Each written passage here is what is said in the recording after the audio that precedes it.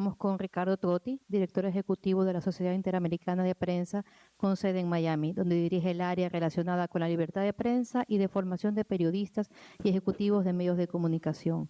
Fue editor en jefe del Liberal de Santiago del Estero, Argentina, asistente del director del diario del Nuevo Herald, y también ha trabajado en otros medios como El Pregonero y otros medios en Washington. Ha recibido numerosos premios nacionales e internacionales por su trabajo como periodista. Totti escribe para varios diarios y publicaciones especializadas internacionales y en su blog Prensa y Expresión. Es autor del libro La dolorosa libertad de prensa, en busca de la ética perdida, también del proyecto contra la impunidad, 2 crímenes contra periodistas. Sobre este proyecto, la Fundación John and Knight emitió a principios del 2011 un completo informe titulado Killing the News, Matando las Noticias, sobre la contribución al periodismo de las Américas. Con ustedes, Ricardo Totti.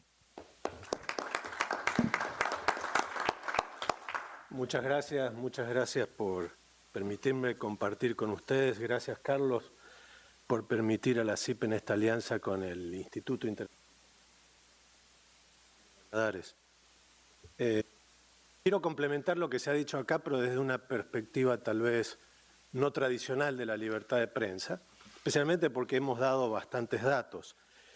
Y quiero hablar sobre algo que a mí me apasiona y que tiene que ver también mucho con este país, y que es la relación que hay entre la libertad de prensa y la felicidad.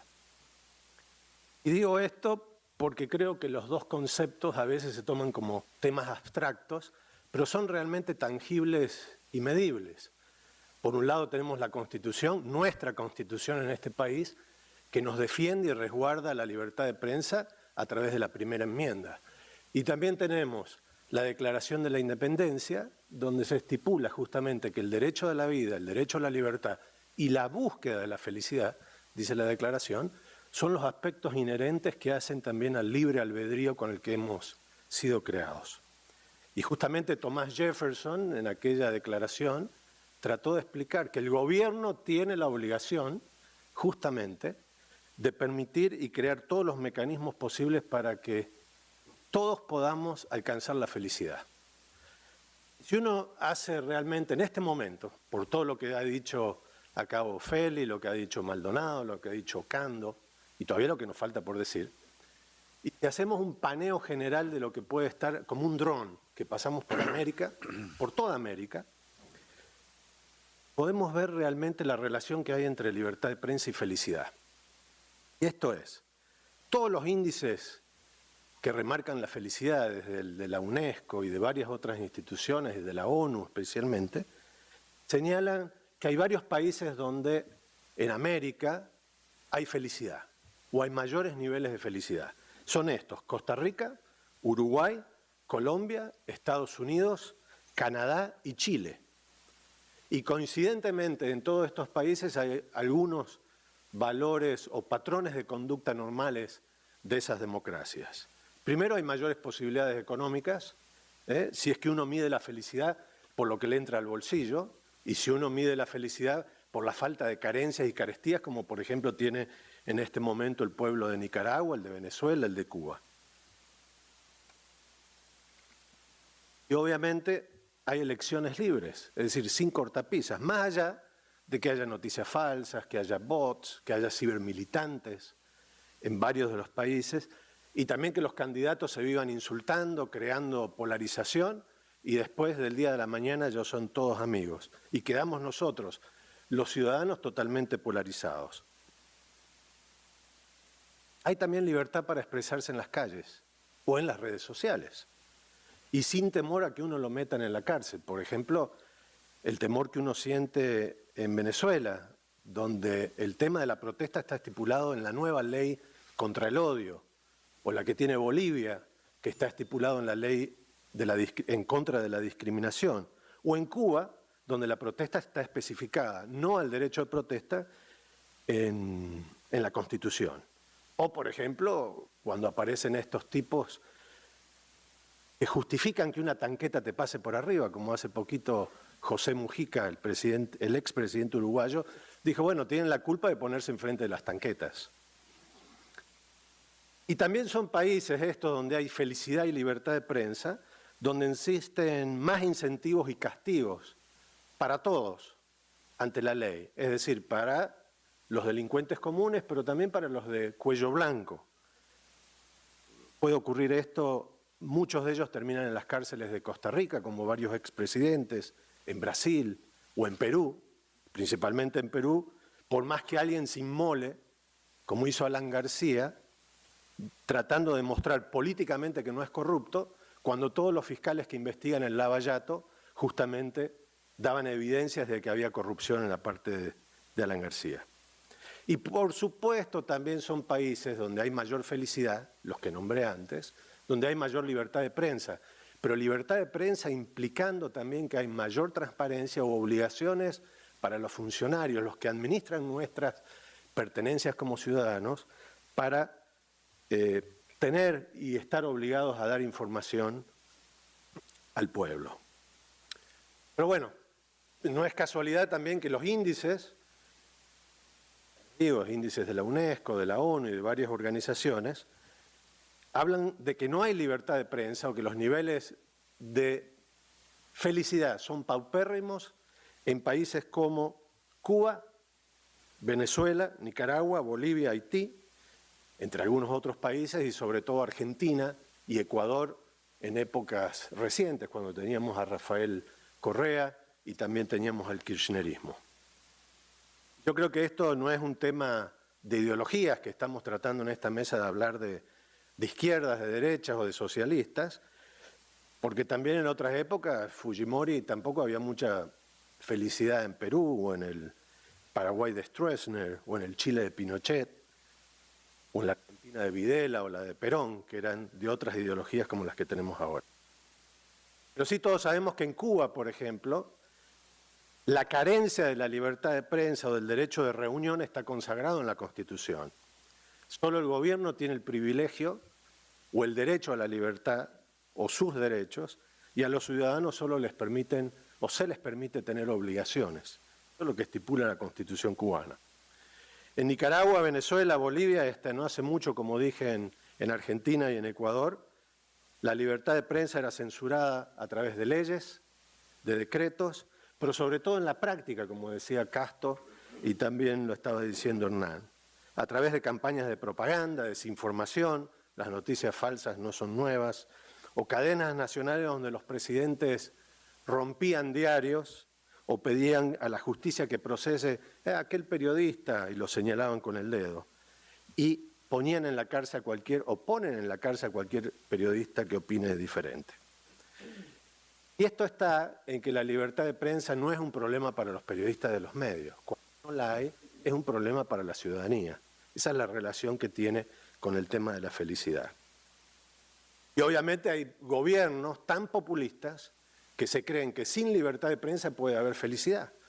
Y ahí lo tenemos el señor Maduro en Venezuela, que en un momento decretó la felicidad por decreto, es decir, creó el viceministerio de la suprema felicidad social del pueblo, que era para coordinar lo de las misiones sociales, es decir, en realidad era para administrar las carencias con sonrisas y utilizar todo lo que había importado de Cuba, desde la libreta de racionamiento y la educación ideologizada.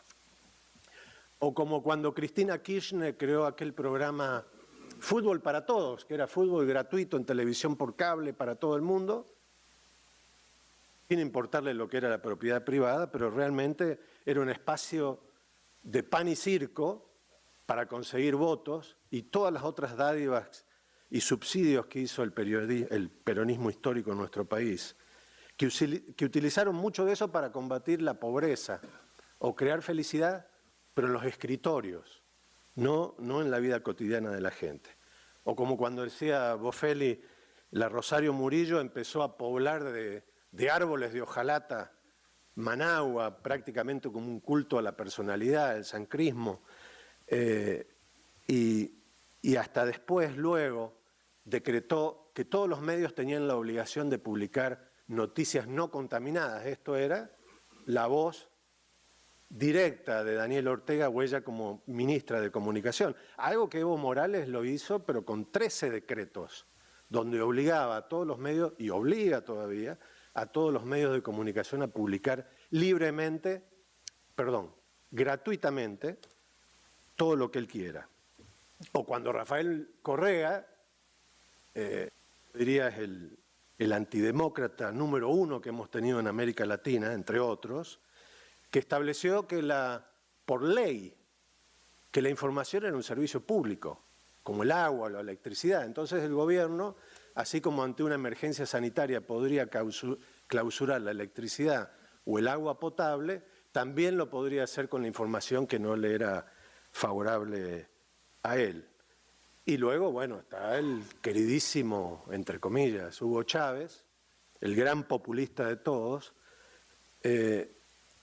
quien en una, porque tuvo varias reformas constitucionales, incluyó la cláusula de la información veraz. En realidad no es que estaba peleando en contra de las noticias falsas, pero sí era para darse el poder a sí mismo para poder censurar toda comunicación que fuera crítica o de opinión en contra del régimen. Y así clausuró RCTV en mayo del 2007, que fue uno de los primeros grandes medios que clausuró, y a partir de ahí en Venezuela hay ya más de 500 medios que han sido utilizados, confiscados, cerrados, sobre todo expropiados. Pero peor aún lo que ha hecho este señor, y lo que luego continuó su discípulo, es que los equipos que robaba los utilizaba para crear sus propias cadenas de propaganda, desde Telesur y un montón de otros medios televisivos que tuvo. Es decir, robaba para crear su propia propaganda. Y bueno, y encima Rafael Correa, que ya hablé de él algo, pero fue, yo diría, uno de los máximos censores, porque no solo criminalizó la opinión, sino que también criminalizó la omisión. Es decir, a través de leyes y a través de la Supercom, trataba de ver qué información los medios de comunicación no daban sobre el gobierno, y mucho más cuando no reportaban aquellas sesiones sabatinas donde Correa criticaba, insultaba y perseguía a periodistas y a opositores por igual. Pero bueno, por supuesto, y un poco Valladares nos hizo reflexionar con el minuto de silencio, tampoco podemos hablar de que existen peligros a la libertad de prensa en estos países. Me refiero también a la matanza de periodistas en países como México, Honduras, Brasil, República Dominicana. Anoche mataron a otro periodista comunitario en Oaxaca, México, y ya llevamos 27 periodistas asesinados en el último año. Y también me refiero a países donde los líderes democráticos, incluso en nuestro país, donde están enfrascados en campañas de estigmatización en contra de la prensa, habiéndonos convertido a los medios y a los periodistas en contrincantes políticos. Ese es uno de los graves problemas, y tampoco quiero dejar de nombrar, porque lo ha hecho Casto hablando de los periodistas, en contra de los periodistas o faltando a la ética fundamental de nuestra profesión, que también hay periodistas que ejercen profesionalmente la libertad de prensa, pero tienen grandes vicios y abusos. Somos nosotros los periodistas también. Desde el News of the World, que se acordarán de Rupert Murdoch, también al Facebook con Cambridge Analytica, o desde medios sensacionalistas hasta periodistas activistas que hacen más política que periodismo, algunos que extorsionan en varios de nuestros países, o como decía Casto, a periodistas que ahora se prestan en Venezuela a perseguir periodistas. Y nosotros, todos, los ciudadanos, tampoco nos salvamos de esta autocrítica que deberíamos hacer. Muchas veces, obviamente, nos empoderamos a través de las redes sociales, pero otras veces las usamos como cloacas, es decir, insultamos, hacemos bullying, criticamos a los demás y, sobre todo, ayudamos a amplificar noticias falsas y crear mucha polarización. Yo diría, hay periodistas y hay medios como hay párrocos o curas, buenos y malos, ¿no? Y todos nos entendemos. Pero yo diría que la gran diferencia entre los países que nombré al principio, donde hay felicidad y libertad de prensa, y otros que nombré donde no hay, es que en los que hay se distinguen justamente porque hay un mejor sentido de república, de división de poderes, de institucionalidad, de Estado de Derecho. Y es donde nosotros, la gente, aspiramos a elegir, a escoger, según nuestras preferencias, ya sea queremos votar o no, viajar o no, queremos ir a la iglesia o no, o mirar CNN o mirar Fox News. Es todo cuestión de preferencias. Pero lo importante en estos países donde hay mayor felicidad es que hay mucho mayor pluralidad y diversidad. Yo creo que ahí está la importancia que radica en tener libertad de prensa y felicidad. Justamente lo que decía al principio, ¿no? Tanto la libertad de prensa como la felicidad son parte del libre albedrío con el que el Creador o Dios nos ha creado, y no deberíamos permitir que nadie limite esos derechos. Terminando, diría que en Estados Unidos, nuestro país, tenemos el privilegio de que la libertad de prensa está resguardada por la Primera Enmienda, y para el mundo y para las Américas, la libertad de prensa también está resguardada, ya sea por la Declaración Universal de los Derechos Humanos o también por la Carta Interamericana Democrática. Y creo que estos tres documentos nos obligan a organizaciones como las nuestras, el Instituto, la CIC y otras, a defender esta libertad más allá de los tiempos y de las fronteras y hacerlo sin ningún tipo de limitaciones.